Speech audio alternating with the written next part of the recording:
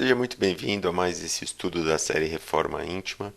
Hoje falaremos sobre a beneficência e a generosidade. Eu gostaria de destacar uma das passagens que está lá no capítulo 25 de Mateus, em que Jesus mostra a importância da beneficência, da prática da caridade, porque ele nos fala que seremos divididos em dois grupos.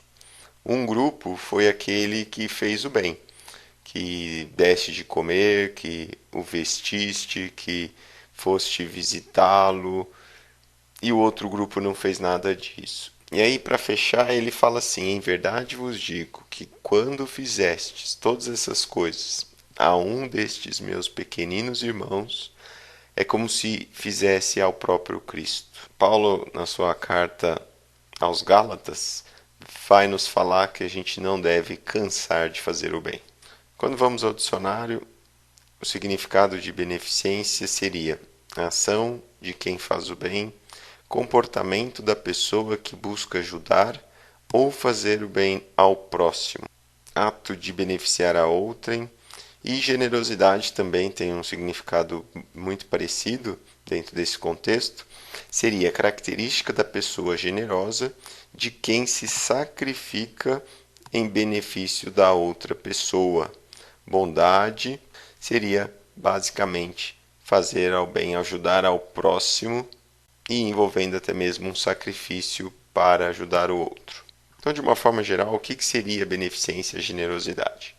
Ser bom, fazer o bem, ser desapegado aos bens materiais, ter alegria e satisfação em servir. Isso é muito importante. A motivação do servir. Característica dos que aplicam a caridade com naturalidade, com espontaneidade. Então faz o bem por gosto e satisfação. Não há nenhum interesse. Não se cansa, não se perturba e também não se apega aos resultados ou reconhecimento das pessoas. Então, fazer o bem de forma totalmente desinteressada, independente de resultados, independente de reconhecimento, apenas pelo prazer de ajudar.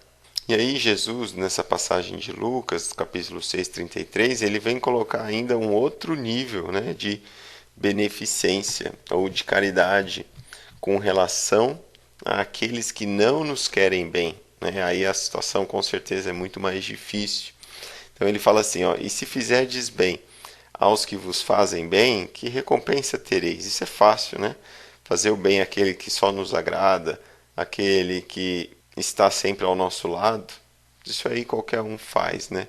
Então a grande dificuldade, num próximo nível da virtude, seria a beneficência com todos, inclusive aqueles que se colocam como adversários, como inimigos. Bom, então como que nós podemos viver a beneficência? Aqui a gente vai abordar aspectos que muitas vezes não é claro, né, para nós que faz parte da beneficência. Então olha só o primeiro. Saber fazer-se surdo quando uma palavra irônica escapa da boca propensa a nos ridicularizar. Então a beneficência também muitas vezes pode ser o nosso silêncio, né, evitando brigas, confusões, situações que não podem trazer nada de útil para um grupo, para nós, para alguém. Então a nossa inércia em alguns contextos pode sim ser beneficência. Fazer o bem sem comentários ou quaisquer referências ao nosso gesto é muito importante. Como nós falamos lá anteriormente, quem faz o bem é pelo simples prazer de fazer o bem. Não devemos ficar comentando que fizemos isso, que fundamos isso, que ajudamos fulano de tal. Isso por si só já perde a intenção do ato. Ter o cuidado para não colocar quem estamos ajudando numa posição embaraçada, difícil, de humilhação. Esse é um ponto também que devemos estar atentos. Quando estamos ajudando alguém, não é porque a pessoa está numa situação de dificuldade que devemos humilhá-la ou colocá-la numa situação ainda mais baixa pela qual está passando, né? De jeito nenhum. O ideal seria encontrar meios para ajudar essa pessoa e ao mesmo tempo fazê-la se sentindo útil, por exemplo, fornecendo um emprego ou contratando um serviço. não permitir homenagens ou honrarias pelas ações praticadas. Então, se nós não temos interesse além do fato de fazer, não devemos permitir nenhum tipo de homenagem ou honraria. Procurar o serviço ao próximo com os nossos próprios recursos, forças, inteligências e habilidades. Não podemos fazer a beneficência com recurso de outros. Devemos usar a nossa própria mão, os nossos próprios recursos, os nossos talentos para fazê-lo. Senão, que mérito teríamos? E aqui a gente volta no óbolo da viúva, né? Saber tirar das nossas próprias privações, mesmo que nos faça falta, quando for necessário para aquele que desejamos ajudar. Então, é muito comum que a gente dá aquilo que nos sobra. Nós traremos alguns exemplos aqui à frente. Mas Jesus fala que devemos dar também um pouco do que nos falta, né? Isso é o verdadeiro amor. Analisar com que sentimento ajudamos alguém.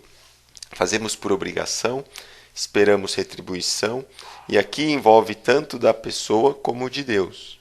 Ou pelo prazer de fazê-lo. Então, até mesmo se eu fizer o bem, querendo um crédito com Deus, querendo um benefício com Deus, ou querendo que coloque a pessoa no futuro numa situação em que inverter os papéis eu poderei utilizar aquele ato, isso está totalmente errado.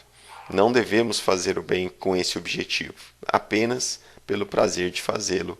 Esse é o sentido pleno da beneficência. Repartir o nosso guarda-roupa não só com o que sobra ou não nos serve mais, mas também do que ainda possa ser útil ao irmão necessitado. Então, é o que a gente falou lá em cima, né?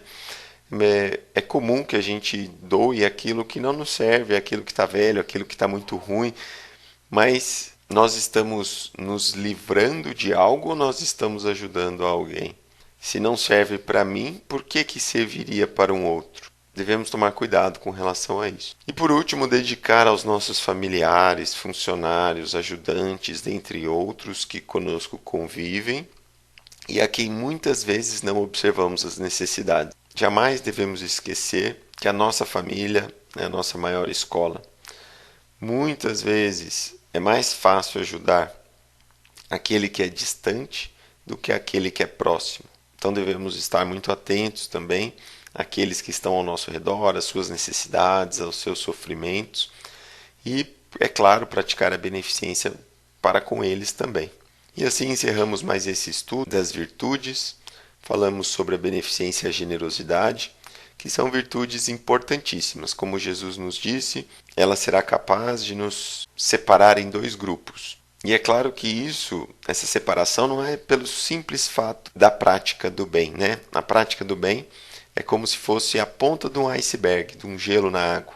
São os 20% que estão acima da superfície, porque aquele que faz o bem, aquele que pratica, que vivencia a virtude da beneficência, por dentro ele está carregado de amor, de compaixão, de empatia. E é isso que faz a grande diferença, né? Por isso que Jesus fala dessa separação, não pelo ato em si, mas pela grande mudança que aquela pessoa que está praticando bem, ela fez dentro de si, e esse comportamento natural da beneficência, ela é uma consequência e não uma causa. Então, por isso, essa separação. Obrigado a todos e até o próximo estudo.